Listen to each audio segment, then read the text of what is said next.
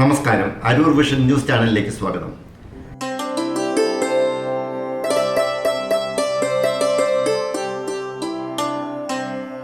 ചന്ദിരൂർ പള്ളിയിൽ ശ്രീ ഭഗവതി ക്ഷേത്രത്തിലെ ശ്രീമദ് ഭാഗവത സപ്താഹയജ്ഞത്തിന്റെ ഭദ്രദീപ പ്രകാശനം പ്രശസ്ത സിനിമാഗാന രചയിതാവ് രാജീവ് ആലുങ്കൽ നിർവഹിച്ചു.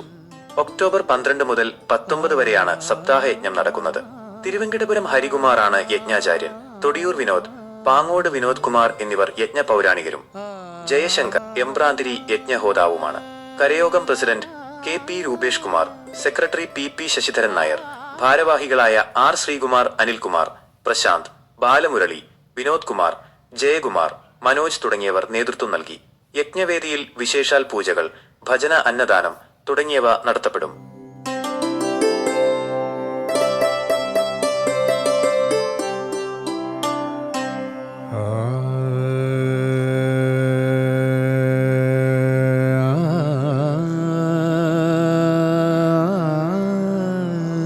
ചിലപ്പോൾ എൻ്റെ കാറിൽ വന്നിരിക്കും. എരമല്ലൂരൊക്കെ എത്തുമ്പോൾ നോക്കുമ്പോൾ കാണാതാവും. ഞാൻ വിചാരിക്കും കാറിൻ്റെ മുകളിൽ ഇരിക്കുകയാണ്, ഇവനെ എൻ്റെ അകത്തേക്കൊന്നും കേട്ടില്ല.